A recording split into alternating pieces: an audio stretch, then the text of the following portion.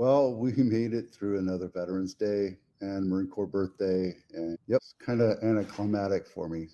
Chilled out and pretty much did nothing. We're going to get into this real quick. There we go. K-shaped housing market locks out first-time buyers. It's another reason why we're slowing out the market is because affordability is out the door. It's making it really impossible for people to save up enough money to buy a really expensive house at a really expensive rate. So first-time buyers are just kind of going by the wayside, which investors are picking up first-time type buyer homes, which are, the smaller 3 bedrooms, 1 bath, 1.5 bath, 2 bath. And it's just not affordable for most Americans to be able to buy a house today. So our buyer pool is shrinking. And a lot of buyers are just deciding to rent because it's more affordable to rent right now. Everybody that I know that rents is probably paying $500 to $800 less than what a mortgage would be. And there's no answer to this other than the fact that when you're a renter, you live in somebody else's house. They may or may not take care of it. You may or may not get evicted because they decide to sell it, and they're going to increase the rent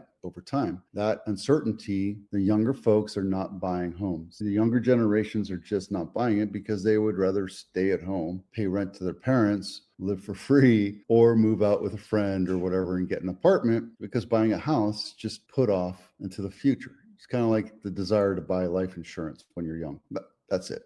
All right. 90 days on market, Clara Road. This one is in Los Gatos, not my listing. $3 million, 4 bedroom, 2.5 bath, built in 1975 and 2,600 square feet. This one is not walking distance to downtown. It's a Dutch farmhouse style, and it looks like it was built on over the last few years. Built in 1975, this thing has been upgraded, but they have the old fluorescent look to it. You guys just need to get rid of that.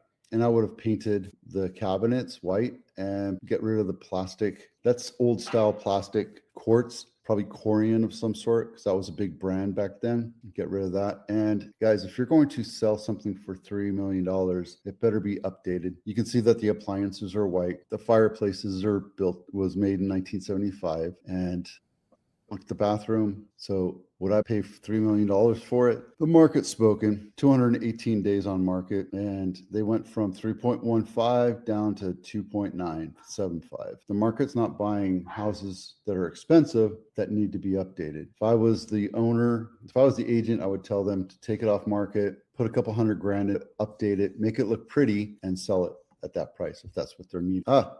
REO of the week is Middle Ave in San Martin, $1.2 million, 3 bedrooms. It is. It's a brand new listing, 3 bedroom, 2 bath, 1,300 square feet. It's over 100 years old, but it's well maintained. And you get 1.67, 1 2/3 acres. People get off the freeway and they're going to do what they can to get home if they live in Hollister or Gilroy or what have you. And it's nice, but you're still going to hear freeway noises. And you're just minutes away from Morgan Hill. Let's take a look inside. A little farmhouse. It looks like somebody tried to come in and do a flip, but then they just lost their shirt on it.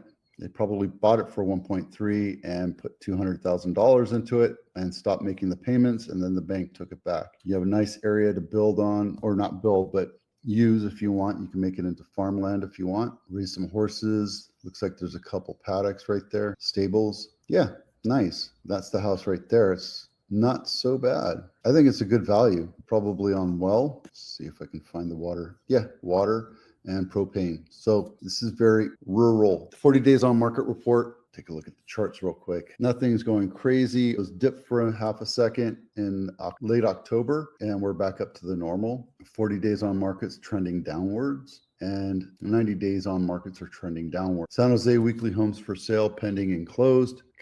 We've been trending down since May.